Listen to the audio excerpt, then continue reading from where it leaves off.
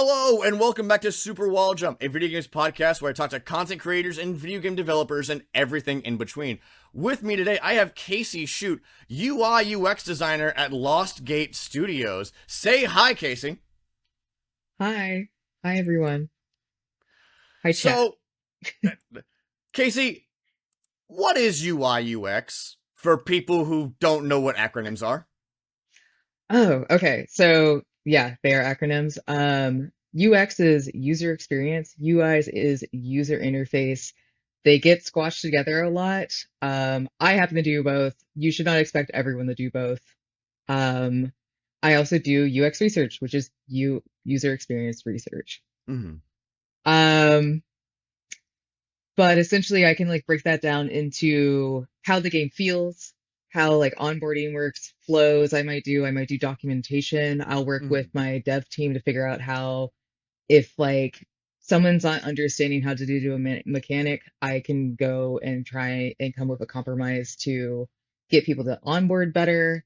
Mm-hmm. And then with user interface, that's more like all the buttons and like the menus and all that stuff you look at. It's much more, that's a system. It could be either systems or you can be a Mm-hmm. person that just does the art assets. I'm a Mm-hmm. more systems oriented UX designer. Which makes a lot of sense because user experience is kind of the point of a video game, for better and for worse. If you're not experiencing the game properly, you're not going to have a good time. Um, Absolutely.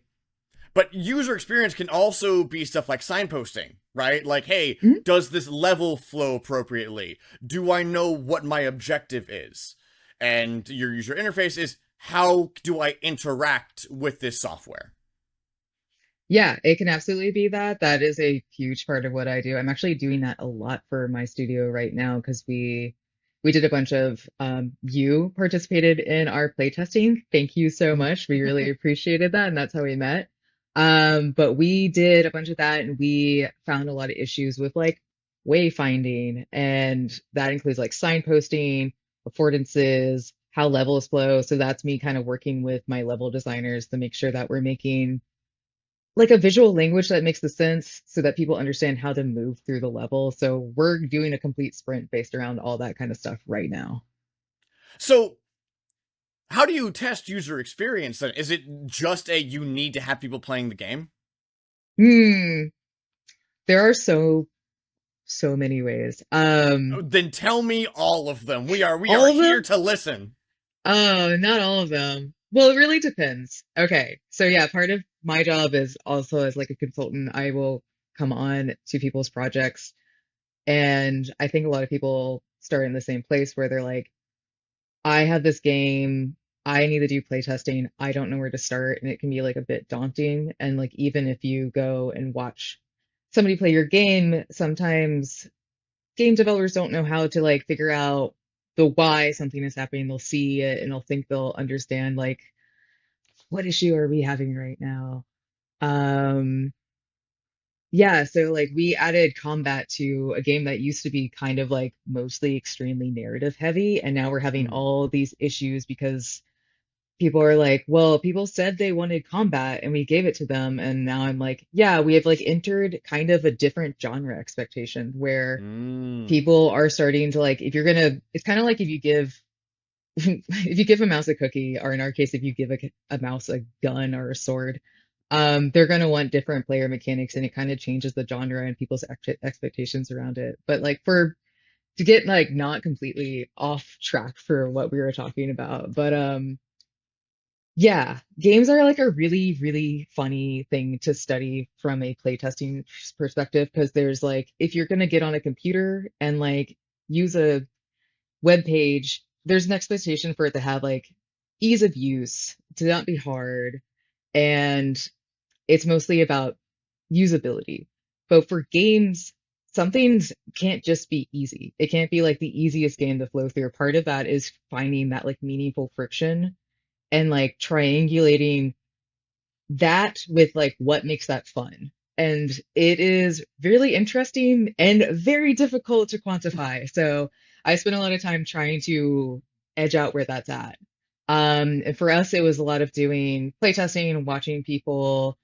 and analyzing how people played it and then talking to them afterwards to kind of like understand like what they found fun. So, and then I also had a survey, so there's like quantitative and qualitative, and it's all like trying to come up with like this golden ratio of experience to understand like why does somebody like this? Is this worth their while? Because you can't always tell.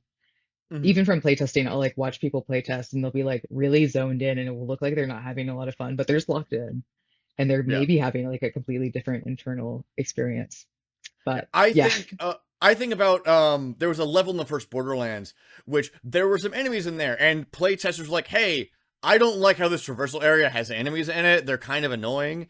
And the developers behind Borderlands were like, "Hey, we are instead going to not get rid of the enemies, but triple the amount of enemies to make the combat more meaningful. And now it's not just an area you walk through, now it's a combat arena."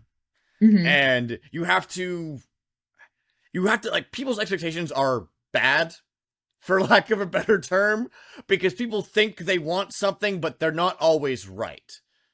If you think about the movie Obsession that came out recently, you have the main character being like, "Man, I wish that a girl loved me," and it's like, maybe you should have wished for literally anything else, my guy. Maybe you should have wished for loving yourself first.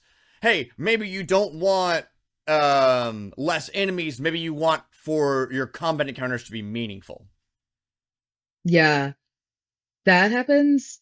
Yeah, making your combat encounters meaningful because yeah, that can like happen a lot where I'll get feedback from players or like smaller teams will get feedback from players and they'll be like, "Oh, I wish this like had X whatever." And then a lot of people who are making games will kind of get like blind to their own Mm-hmm. game and kind of like miss the strengths that are already happening. And instead of supporting those strengths, will be like, well, somebody said that they wanted this. And I'm like, well, that might not be like even at the DreamHack testing.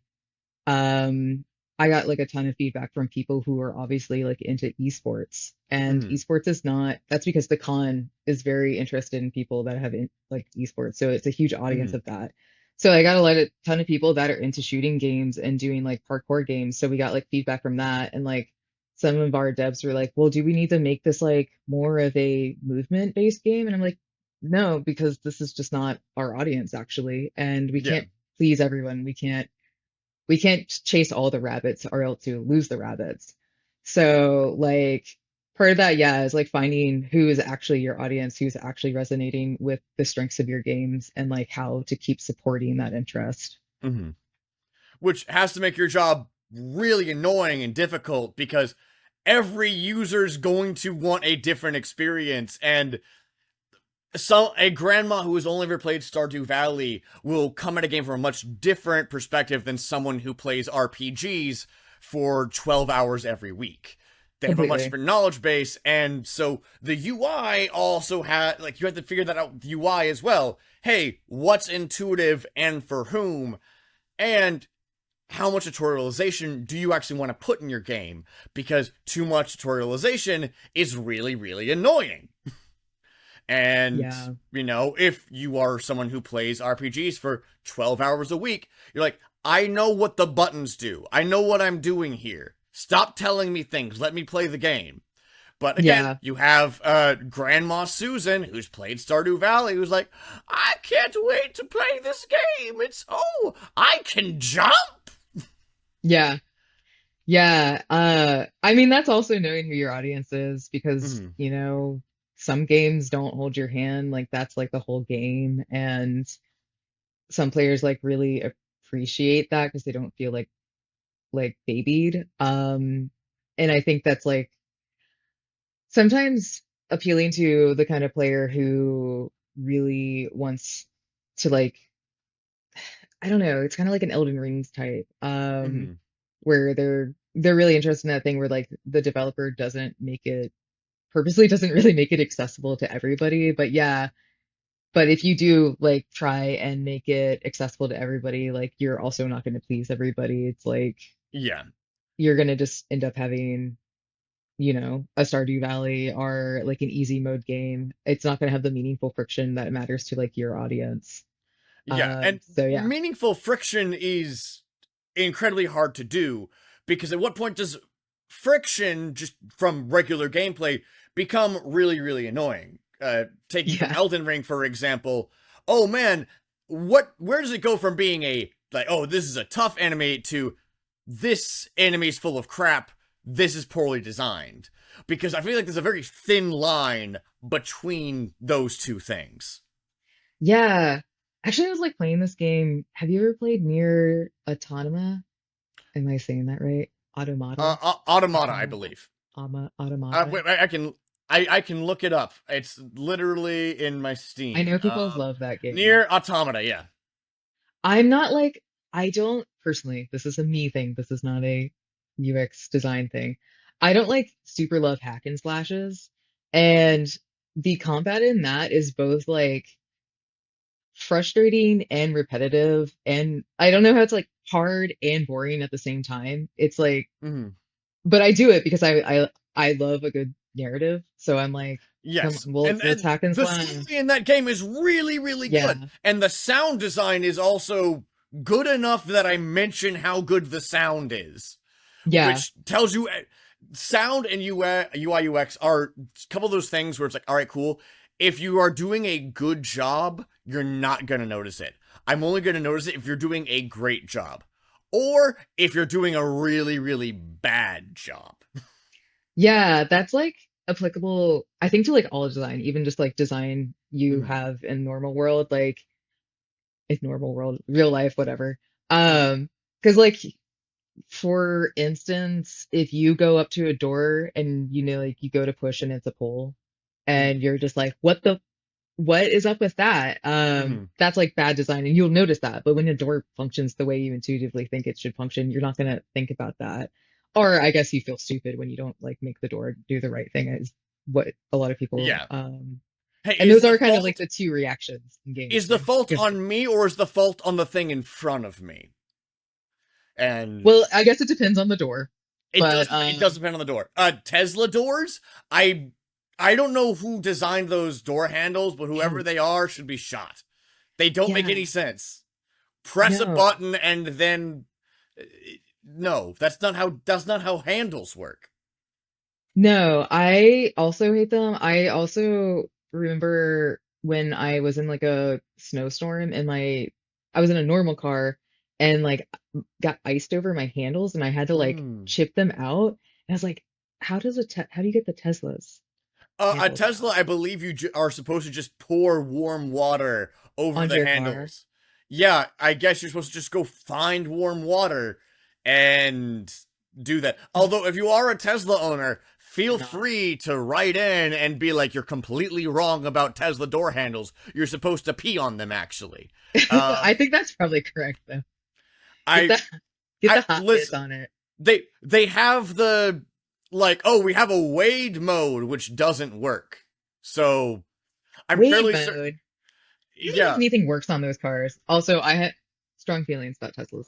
But I like, you're oh no, strong feelings on a podcast? No one's ever had that before. I know like probably the hot takes on Teslas are all been done, but wave mode is off it. Okay, whatever. Also, you can't even take the Cybertrucks through a car wash. Yeah. I think a Cybertruck actually killed, I think, Mitch McConnell's ex-wife. That's crazy. She was like, "Oh yeah, it can like function as a boat temporarily," and so No, she went didn't. went into the water, and then because the glass is bulletproof or bullet resistant, she could not get out, and so she drowned in her car. Oh my God. I'm looking this up. That's insane. I believe you. I won't look it up. I'm Food gonna for fact thought check later. myself. Mitch. No, don't. I like it. Don't. I want to Okay, listen. fair, fair. I'm I'm I mean, fairly I like that certain you that this. gag. I mean, like, that's a Yeah. crazy story. Yeah. And that's why the user experience is important, not just in games, but also, hey, if you are like, hey, say for example, you are in a building that is on fire. That's bad. If your doors are not intuitive to open, you're going to have a bad time, and that could be a safety hazard. And Granted, the stakes for games are significantly lower. I don't think my PC is going to explode if I don't put in the buttons correctly. Probably. Um, but it just goes to show why UI UX is important, not just like in games, but it's principles that you can apply broadly. You have to meet people where they are and try and make things easier for them so that way they can engage meaningfully with what you're putting out. Yes, I would agree. I think a lot of smaller studios, like our studio is a smaller studio. Mm-hmm. I've worked on like larger studios. Nothing like over I think 150 people, but Mm-hmm. so still fairly small in like game world. But yeah, I do think like every studio kind of like will not bring a UX person on until like kind of until they're hitting that point where they're like, I think we Mm-hmm. need a UX person. And that Mm-hmm. can just be like a lot of times I'll come onto a project because they're just like, our UI doesn't look very good. And then I'll be like, I will help you. And then it turns out there's like so many other issues. And that's usually a lot of studios' first initial getting their toes wet with a UX person. And there's like a lot that they can do for you if you have a good one. Um, and yeah, like bring them on sooner if you can afford it. I know like sometimes if you have a brand new no funding and you're like two Mm-hmm. guys and a computer, like what are you gonna do? But yeah, if you're able to do it, I recommend doing that. But I mean, if yeah, you're two guys in a computer, I would one advocate for. computer. I, I'd advocate for get some playtesters in there and like watch how they play the game and see where they get stuck, Yeah, right? Because that's going to be a very clear sign to, hey, people are having a real hard time figuring out that you can double jump. And then you can try and narrow it down from there. Like, all right, cool. Hey, I noticed you had problems here, here, and here. What was giving you pause or giving you problems? But also that is making games is really, really hard, just like on a basic level. And thinking about it from the perspective of the player is a whole other dimension on top of it, which is hard for a lot of people. also really humbling. I think it's really hard to get that kind of direct feedback. It's almost Mm, better to pretend like you had nothing to do with the project and be like, can you just play this and tell me what you think? Um, yeah, like okay, yeah. With each project, it's also about like scaling. Like I don't mm, go onto a project with a studio that's 15 people and be like, we're gonna do triple A style testing or mm, UX flows. Like you kind of have to adapt with what workflows they're working with or like what's appropriate. Because if I did triple A style testing, I would blow their budget immediately. Like that doesn't make any sense. Um, but yeah, if you are just two guys, one computer, and like yeah, the best thing you could do is just get play testers in there and like having them talk out loud while they're playing. mm, Um, Sometimes you'll like, and like actually watching them, like they can tell you as much as you want, but like watching them and seeing like what they're not like computing, like what's not making sense to mm, them is like really, really useful. And it doesn't have to be, and it should be smaller tests sooner than mm, bigger tests later. Because a lot of like these studios will put it off where it's like, well, we just want to get a few more things in and then we'll test it. And like, we just don't want to show it right now. And it's like, no, just get them in there. Get them in there and just like keep turn it into like your sprints. If you can get like one or two play testers like once a month, even mm. one every 2 weeks, like even like you're going to be doing so much better than a lot of people who put it off and then will do a big play test Yeah. like 6 months in. You should be testing early and often. Mm, Because, hey, if there is a fundamental design problem, like, hey, I don't like the way that combat feels, maybe you should fix that before you design your entire game around this combat system, for yeah. instance. Or, hey, this makes me incredibly motion sick. Yeah. There are a few games where I'm like, man, I would love to play this game, but unfortunately, they did. I get motion sick whenever I play it. Sorry, The Witness. Sorry, Talos Principle. I can't play you. I want to. I can't play you. Ironically, first person CRPGs make me motion sick, which is what I'm working on right now. And I'm That was one of the first things where I was like, I'm getting motion sick, and then I had a few people play it, and like everyone's getting motion sick. We need to at least turn the mouse sensitivity down because off the Yeah. bat for the Or add a yuppie. reticle, right? Like, I'm fairly certain having a reticle also helps, I Yeah, think. it's like seasickness where you need like a horizon line or a car Yeah. sickness. It's weird, but you know what? I'll take it. So you mentioned the kind of testing for UX stuff that AAA companies do. What does that look like? Because if two guys and a computer is, all right, cool, get your buddy Doug to play some. What does it look like when you have like millions of dollars and you're like, we're gonna make this polished?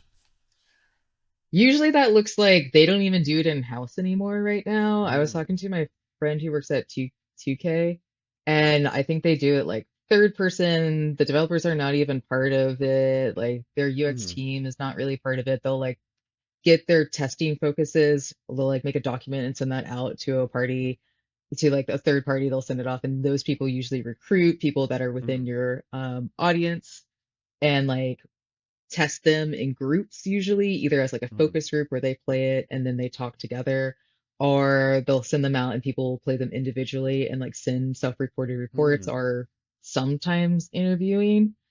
So that can be like one way of doing it. They also leverage a lot of telemetry. So telemetry is when you're playing a game and like you die. Well, a lot of times mm, they'll get like pinged that every time you do something, what your inputs are, like how long it's taking you to complete objectives. Like they'll get all mm, kinds of telemetry around that, and they'll use that to analyze if like this is especially useful for stuff that does like really big, like particular builds, like what's a good like League of Legends? They have a million different types where like if mm. someone's nerfed or if someone's overpowered, telemetry is going to tell them a lot faster than watching playtesters.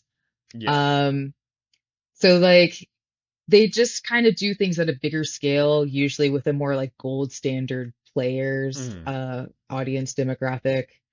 But I think what's important to think about if you are a smaller like indie creator is you're more agile than those companies. Like mm, you're able to take feedback quicker with smaller groups and like change your project and move faster. So even though it seems like that's what you should be shooting for sometimes for studios I go on to where we want to do what real mm. game companies do is like what they'll kind of do. And I'm like, you can't. And honestly, I don't even think you should. You should leverage what you have in your arsenal because Mm. it is a trade-off. Yeah. Smaller teams have more flexibility and they don't have to answer to investors nearly as much. Correct. And Yeah. that's really important, especially when you have hundreds of millions of dollars on the line. And I think the case of like GTA 6, that's like $1 billion game, right? Oh my God. Do you think is it coming out? Did it already come out? It's coming out in November. It's why at the State of Play, everything is releasing in September because everyone is like, all right, cool. I am avoiding GTA 6. We'll see if I'm right or not, but I would bet there might be a 2 week delay in there, but 100%. um, I might also be wrong. They might be at the point where like, all right, cool. I imagine that they might be actually like printing discs right now because they have to Yeah. do that like well in advance, and they probably are working on like their day one patch right now. That would be Hmm. my guess because like November's like 5 months away. So I don't know the I think they're done logistics. then. Like, I don't know the yeah, logistics of distribution. yeah. But hey, it's why I am working on trying to get a publisher onto the show because I need to know why and how. I Why are heard these decisions made? I hear so much gossip about Rockstar. I know that recently they fired 31 people because of unionization in the UK. Oh, okay. Yeah, they Interesting. fired 31 people for allegedly gross misconduct. And now, like, as of a couple weeks ago, the Rockstar Game Workers Union is officially a thing, and they're part of the International Workers Union of Great Britain, the IWGB. And they're like, hey, yeah, one of the things we're pointing to as for why we need a union is you fired 31 of our colleagues, just like straight, Yeah. like, with like pretty much no communication about it. It's, oh hey, they're done. Um, I'm looking. Unions are good actually, Yeah, because then hot, that's not a less hot likely to take. happen. I Yeah, know I it's don't know. not a hot take, but there are No, still people out there that are like unions are bad and stupid. what Um, about that? I think it is How did so. we get that? I I work in the film industry, and part of it is a lot of times union leadership does backroom deals with corporations, right? Okay. So it is, hey guys, I don't worry, I'm gonna go talk to the studios and get us a deal. And then they come back with a deal that's just not very good, and that the actual union members didn't really get much of a say in. And if the Mm, leadership is corrupt, it's not really going to, it doesn't pay out super well for the workers. And so a lot of people are like, oh hey, well, all unions are corrupt because unions can be corrupted. And so like, well, I just won't join a union so I won't get taken advantage of. However, even a bad union is better than no union, in my opinion, because a lot of unions offer stuff like healthcare and, protections and occasionally legal support. So yeah. hey, unionize your workplace. Yeah, give it a go. In a country where everyone has more medical debt than anywhere else in any The other world. country, worth maybe looking into. Have a thought. Have a thought about that. Yeah. Hey, there are people all over the world that are more than happy to talk you through it. Unions are good, and if your union sucks and you're in a union right now, you can change that. That's the power of a union, is that you can be in the organization and change it. Probably. So, you know, the things can change for the better, I promise. You, having looked at your LinkedIn, have also done like mobile UI UX, right? Yeah. How is designing UI and UX stuff different on all the various platforms? So, like mobile, console, PC. Like, because I imagine, again, different demographics are using them, and also for each platform, people are looking to do different things. Yeah. Um, I said it with like such forlornness because so I used to design games for Meta's Horizon World, which is a VR world. You don't have to like it, guys. I didn't like it either, and don't worry, it's dead now. But like they made like a sudden decision to go mobile first, and what mobile first is that they want the experience to be like people are meant to play on the phone as like the primary device and instead of like the VR headset. I don't know, man. They just like decided to do that. And so I had to swap all my games over to mobile first. And it kind of just ended up being, I don't know how it was like such a struggle to take things from being like the most immersive aspect of like gaming to like the least immersive. Mm-hmm. And it just kind of became the worst of both worlds, in my opinion. This is Yeah. all, yeah, this is like all totally separate from what you're asking. But yeah, so with like sorry if I'm rambling. You can interrupt Oh no! me if I Listen, I ramble. am. I am cat. You've done UI UX on VR stuff, so I'm going to want to ask about it.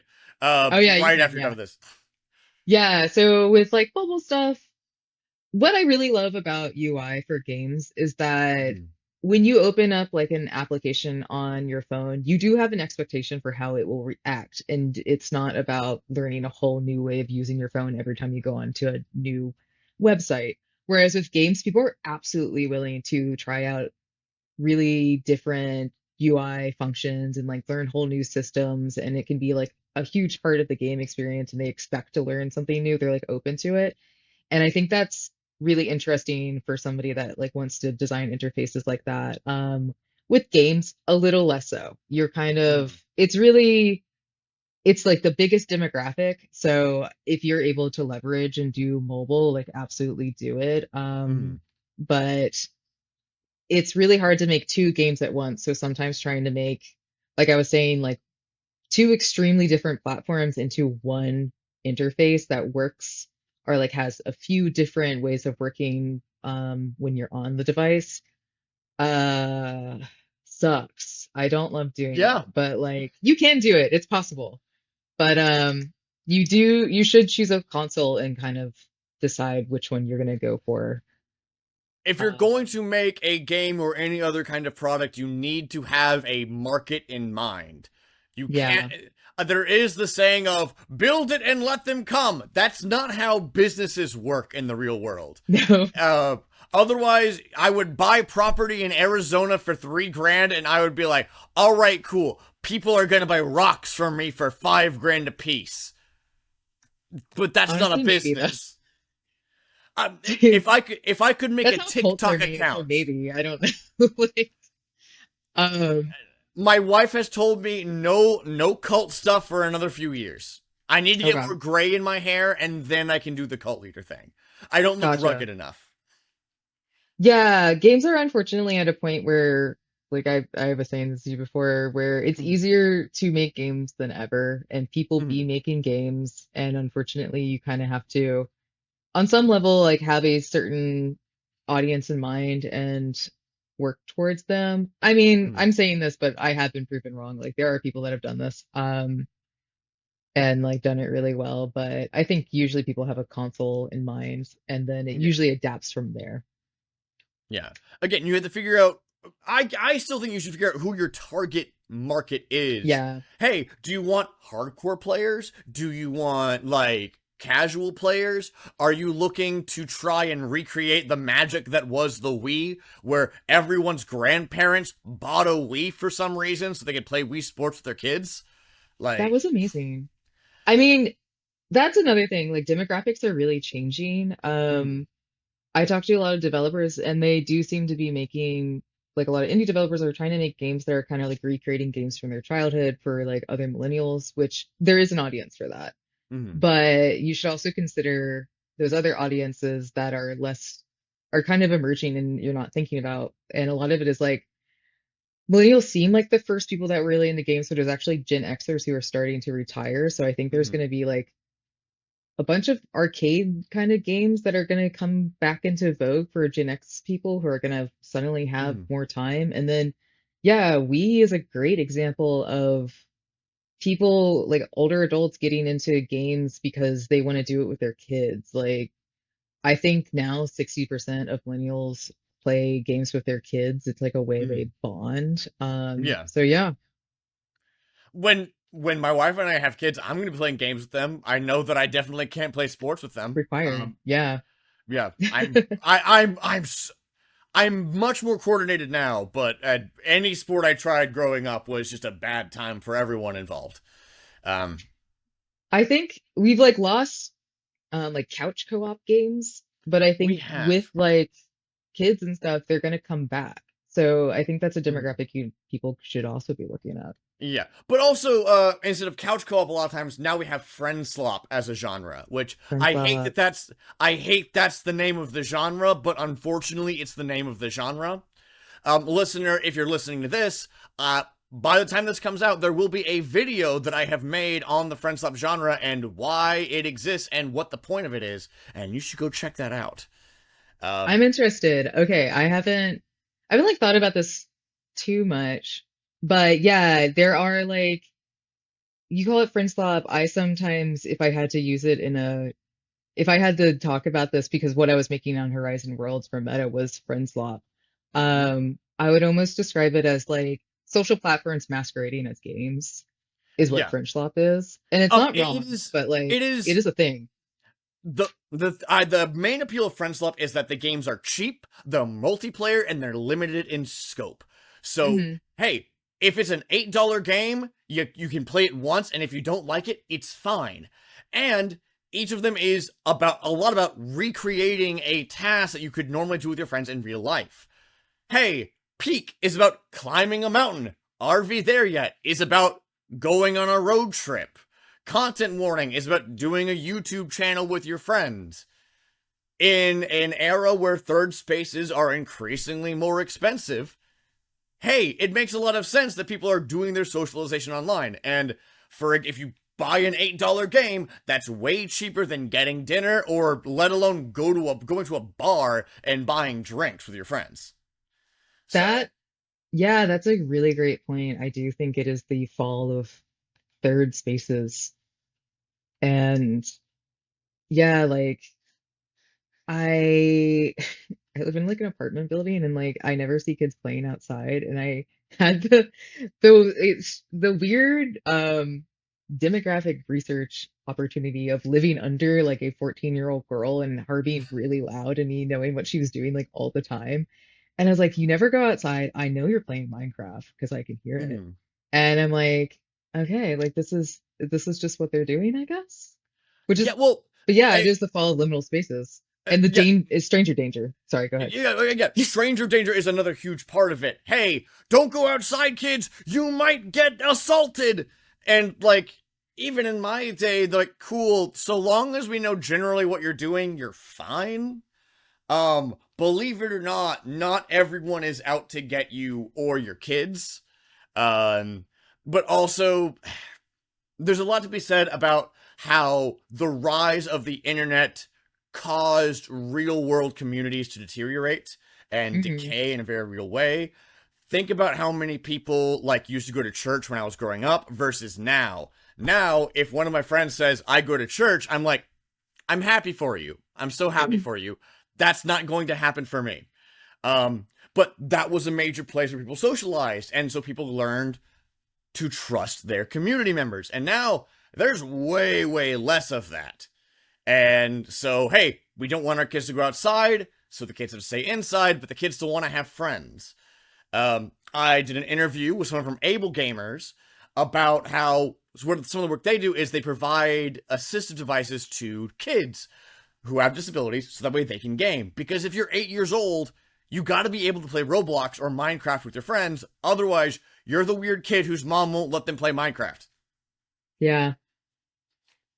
So, Um, like games are socialization, and that's important. yeah, I do. I mean, I don't know what I like will teach game design, but those kids are Mm-hmm. already like for teenagers, I'll do that through this nonprofit called Mission Bit. They're amazing. Mm-hmm. But yeah, so I will talk to like teenagers but they're already the teenagers that are playing games a lot. They're taking my class where they're learning how to use Unity for the first time. So I'm like, you're not a good sample for what other kids are doing. So I'm not Mm-hmm. always sure. And I'm like, am I having like a really biased look at this at somebody that doesn't have kids? But yeah, it's like interesting because like crime rates haven't gone up when it comes Crime to rates like have child. gone down year over year for Yeah, like 30 years straight. yeah, like It's less dangerous outside now than it has ever been. never. Yeah. Like, not that something can't happen to you, but the likelihood of something happening to your children is lower than ever. But it feels like the anxiety around it is higher than Mm-hmm. ever. Um, yeah, like I, I think I was talking about that kind of with like a parent recently, and she was like, "Not after I saw the Epstein files," and I was like, "I can't even fight with that because I don't want to be like put your kid in danger, but statistically, I mean, like you don't want it to happen. So like, I don't know, it's Yeah, just I understand you anxiety." don't want that to happen, but also like there is a. I had a point I was going to make, but I've decided to have good judgment, and I'm not going to say that point. I'll say it to you after the show.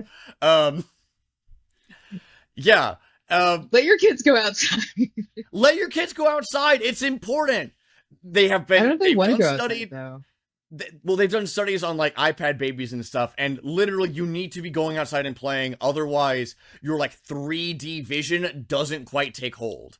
Like your ability to like manipulate objects and see the world in 3 dimensions, like spatial reasoning doesn't exist if from age 3 months you have cocoa melon in front of your face. You know. Yeah.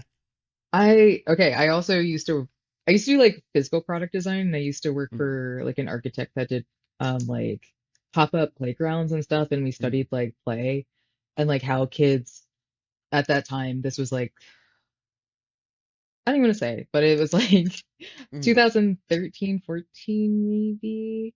And just how kids like use neighborhoods and how they go about it. They're like Mm-hmm. kind of tracking how they use spaces and like who they meet and like triangulate with other kids and create community. And like basically your kids are not going to be able to socialize and build like certain Mm-hmm. competences and ability to like create their own social world if you don't force them to go figure it out.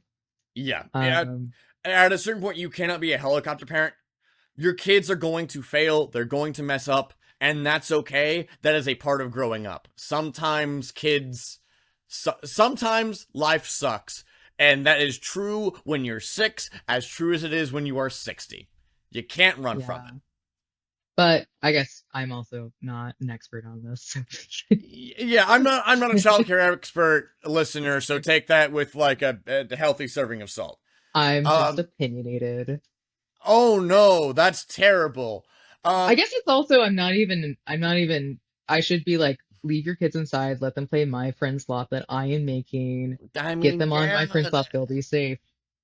Well, that's how you know you're really saying the truth, because you have a financial incentive to not be saying that. So the fact Yeah, that you're going you know I'm against telling the that truth. is like, man, that's how true it is. I'm saying that despite, the fact that rents are exploding. Um Yeah.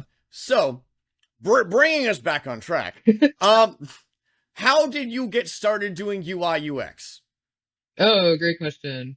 Let's see. Yeah, so I started actually, the pipeline to UX is very odd, I think, for everybody because it's kind of Mm-hmm. newish, like that terminology.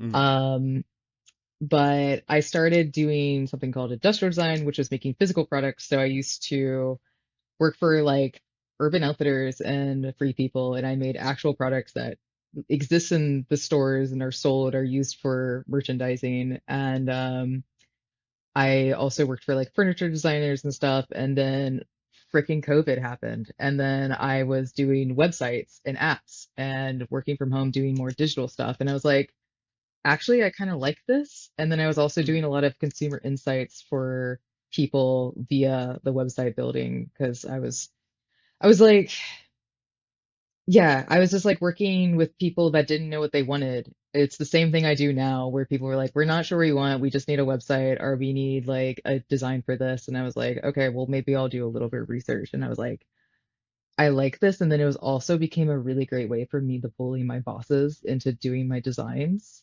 And I was like, ooh, Mm. love data for that. It's like people would be like, we don't know about this design, Casey. And I'd be like, okay, well, like I have graphs, so shut up. Like, so it's always amazing for that. And then I went to Germany to get my master's degree because I was not going to pay for another American degree. And that's where I did more academic research around virtual reality. And then I got picked up by a studio that was working to make games for Meta. And then I've been in games ever since. So I didn't actually mean to end up in games, but I'm really glad to have because it is an awesome triangulation of so many different art styles and Mhm. like thoughts. So that's how I got there. Makes sense. So designing UI and UX stuff for VR, is it as bad as I think it is? Because to me, it seems like you have to make sure that like VR, honestly, pretty good. I volunteered at MomoCon a couple weeks ago, and I had a good time. I set up a bunch of VR stuff, and I worked a lot with it. And it's way better than you. If you have never touched it, VR is better than you expect. However, because it is so relatively new, it is the Wild West, and there's no Mhm. real standardization. So, I that what was is it like Go trying ahead. to? Oh no, no! If you have to disagree with me, go for it. Disagree. No, I don't disagree. I actually think that's exactly what I was basically going to say is yeah, there's no roadmap for it. There's no roadmap for how to develop it. There's no like preferred platform amongst everybody. Like Mm-hmm. we were working off of Meta's like VR platform software and like there's a bunch of that. It's got a little more standardized now, but doing UI and stuff is completely it's not the same as like games where you can control somebody's point of view or like kind of Mm-hmm. like yeah, it's a lot more difficult to get people onboarded. There's a lot of games that do it really well. I actually like played like a demo recently called like Sushi Bin, and I was like, this is actually okay. Sorry. All right. All right. I feel like VR games can be good. You're like absolutely right. I feel like they can also be like, why am I doing this in VR? It's not like actually using the Mm-hmm. like things you can do in VR to its advantage. It's just like I'm in a more immersive game woo, like Yeah. what if it felt like you were actually in it and it doesn't do enough, but then sometimes there's games that know how to use like the motion, like the rhythm games are a great example, and like use like kind of the more free way of like using UI where maybe it's using body parts or using different like Mhm. touch points to do like bring up menus and stuff. It's just harder to onboard, and a lot of that is that there's no shared language. Like we have shared Yeah. language with games. Like you have an expectation for if you're playing a Switch game, if you press a button, it's going to bring up a menu. If Yeah. you go and touch like I don't know. Yeah, there's like just less shared ideas about how every game works. The start menu will never be jump on a console, right? Yeah. It's just never going to be the jump button. And that is something that has happened over time. And also as controllers have become more and more the same shape. Now, pretty much every controller is two joysticks, four face buttons, D-pad, bumpers, triggers. And occasionally you can like have the Steam controller where there's like a trackpad option instead of a joystick, but by and large, everything is the same. And all they have like a start and select button.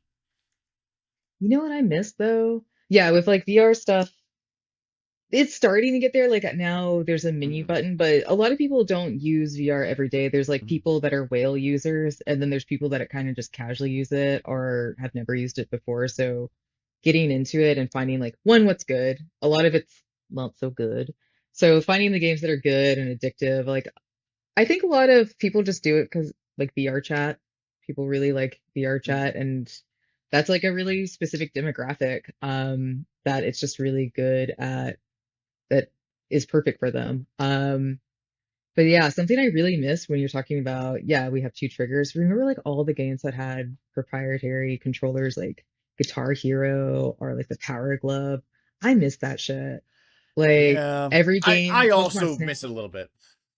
I don't like want to buy everything again, but now I remember being sick of it when I had to like buy something each Mhm. time I got a new game, but now I miss it a little bit where I See, want oh the special man, controllers. this made the game feel special, and also the control. Every game felt a little bit different, right? Talking about how some games are meant to the platform, and some games like, why are you here in VR? I think about playing games on the Wii, right? You Hmm. had Zelda, Twilight Princess, where you were shaking the stick and doing slashes and stuff. And then you had Smash, where you didn't have to use any of the motion controls and you were just hitting buttons. And it's like, Yeah. do you need to have the motion controls here? I don't think you do. I think you're just forced to. I think you had an idea and you made the idea for the platform and not, all right, here's the platform. What can we do with this? And it's it's annoying and it's difficult, and again it goes back into the user experience, because if you are not designing it with the right platform in mind, you could make something not great. For example, Marathon. I've played Marathon a little bit. The UI and UX of Marathon is terrible. You have to like not only click on things, but you have to like click and hold in order to like move stuff around. It's the same problem that Destiny has, where Destiny has like a mouse cursor, but you're usually playing it on controller, and Hmm. that's not a fun experience to have. Okay. Marathon, visually gorgeous. I did not enjoy playing Marathon, but I appreciate it for all the sickos out there that are like, yeah, extraction shooters. Um, there's so many games I'll play for like 20 minutes just because I think they're gorgeous, but Mm, are not for me. It's usually because I just want to see what their UX mm. is. And yeah, this is also not for me. I'm like looking at it. It's cool looking. Don't make me do it, There's please a don't. free week going on right now until the 9th. So if you Okay. wanted to try it out, you could go try it out. I If one of my friends convinces me to play it again, I will play it again. But by and large, I'm good out here. Yeah. Um Um, looks cool. I I'm still like traumatized from my brother like constantly killing me in Halo. So I Yeah. don't think it's right in Call of Duty. So I'm just like I'm good on shooters. Yeah, hey, if you don't want to get shot in the head from 100 meters away, don't play Marathon. That was my experience of, wait, why am I dead? Oh, okay. But speaking of tying this back into meaningful friction, um, part of the friction of extraction shooters for me that I don't like is whenever I am playing them, you usually have to pick your loadout, get into a lobby, then load into the game, and then you can die super quickly. So you're Mhm. spending a lot of time in menus, possibly just lose all of your stuff, and have wasted 5 minutes, depending if you're like trying to be careful with your loadout. Whereas the previous thing that was popping off was battle royales, and the great thing about battle royales is you can launch them super quickly. I pop open Fortnite, I hit play game. I don't have to pick my loadout. I don't have to really pick anything. I just like, all right, cool. I'm picking this game mode. I'm dropping in, and if I die, I don't lose anything. And so there's way less like friction with, oh, hey, cool. Dying feels way less bad in a battle royale because I can get back into the game faster than in an extraction shooter. Yeah. Yeah, it's like a less like progression oriented. Yeah. Does like do the extraction shooters do they all have like narratives? I never really completely know. I assume like some Um, of them do. not There's no progression occasionally story. there is like a live service meta narrative, but these are Yeah. primarily multiplayer live service games. Yeah. Um, I I think like yeah, like Fortnite's so successful, obviously. And I mhm, do think it's because you're able to get players in, onboarded, and like moving and mhm, doing the thing. And then also they've got like that kind of interesting, this is like a triple A kind of playtesting scenario where they do events.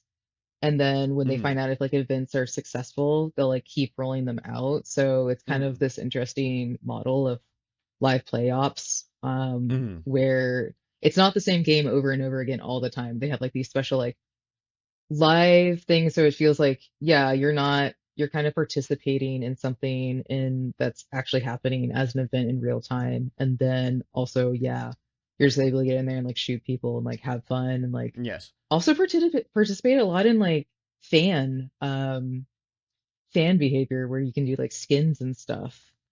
Yeah. I will also say another thing that points to partially why I enjoyed at least the Fortnite format. Um, because of the constant updates, they were always changing up the meta. There was never always this is the best way to win. If there was Yeah. a best way to win, it lasted for probably a month and then they Yeah. changed the game again. Meaning that if you were getting stomped over and over and over again, you could take a break, come back later, and have a better time with it because, oh man, now they added a chainsaw that drags you along the ground when you use it so you can use it to travel up walls. Cool. Yeah. And so the meta changes and the experience for the user is constantly changing.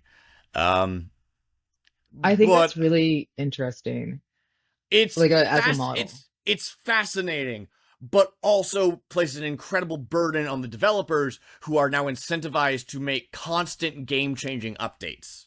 Yeah. It's Um, only going to exist as long as it's like successful. If there's like a big drop, they'll like, yeah, it is like hinge on that little bit of changing so that you're yes, kind of, yeah, you're able to bring in like new interest over and over again.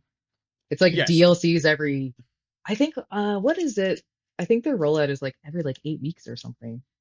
yeah. There's a lot of games that are taking that model now of trying to update as often as possible, which I think is a mistake. I think there is an appropriate update cadence, which I believe is every 3 to 4 months. If you want to do a live service game, 3 to 4 months, good. You have plenty of time to make content, test it, and then release it, and nothing bad will happen. I look at what Arrowhead is going through right now, where Arrowhead, the developers of Helldivers 2, have been adding more and more content to the game, but because they're adding it so quickly, they are not able to actually test it properly. So then it comes out buggy and unfinished, and people get mad, and then they're like, don't worry guys, we're gonna do more bug fixes, but we're also working on new content.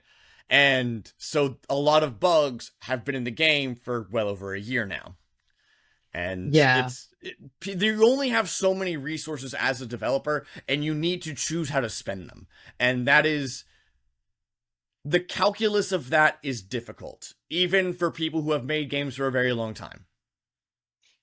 Yeah, that's a great example of like losing the trust of your players via Mm, not having a really good like build out constantly where it's just buggy mm, and like maybe feels unfair. Like was it like Cyberpunk? They did that thing where they mm. put it out and they like lost so many users and then they had to like redeem themselves, which they did successfully. But a lot of times it's actually really difficult because players don't want to play buggy games in a serious way, especially ones that are challenging, that are like very skill Yeah. oriented. I mean, I think that a lot of this stuff is all No Man's Sky's fault. I like No Man's Sky, but the story of No Man's Sky taught the games industry a lesson, which is if you release an unfinished product, that's okay. You can fix it later. No Man's Yeah. Sky is like an incredible game now. The updates are always substantive, and like you can tell that the team at Hello Games really cares. But there's a lot of people that saw we can release half of a game and then we can get our players to buy that game and then we can just build the rest of the game as we go, dude. And then It you see that in a lot of other games, and they're not doing it right. I don't think we would have the modern Fortnite formula without No Man's Sky going dark and being like, we're releasing a bunch of free updates. hmm. Yeah, that's like a new thing that's happened where in like recent game making Mm-hmm. industry of having open access or like early access and that'll just go on like for a really long time. But there's a difference between being in like open access, or I keep saying open access, early access, well, Mm-hmm. and being like, hey guys, this is not the full game, it's going to be a full game, and like refraining from giving big narrative bites to keep people interested, but like also Yeah. mining those people for telemetry essentially, then like I'm having a shitty which game. is a big part of why people do early access. They are Yeah, trying to get stuff so they can fix the game. But also that is kind of the idea behind early access. Hey, we want to make the game better. Help us make the game better by giving us your data, which is why a lot of early access games you will see, why am I signing like end user license agreement? So they can take yeah. your data and then make informed decisions about where the game should go. It's smart, but yeah, it's essentially what people are doing. Like what Larian was in early access for like 2 years, Hades Mm-hmm. 2 was in early access for like a year. But yeah, that's especially like Hades where you get all those different builds and you have to find out how to balance them. That telemetry is absolutely fundamental. So Oh it's yeah. an interesting newer model that only kind of a lot of smaller studios can do because large AAA studios can't do that with their IPs. Yeah, they don't want to give people a discount for early access because that's just a Yeah. big thing for early access titles. And yeah, if they're having problems, you can't make pivots nearly as smoothly. I remember in the early days of Hades 2, you could only collect one kind of resource at a time. Yeah. It was like, hey, do you want to collect rocks? Do you want to collect flowers? Do you want to collect, like, I forget all the different resources, but you can only collect one at a time depending on which tool you picked. And they Yeah. realized very quickly, no one likes this, and that the grind for resources was too much.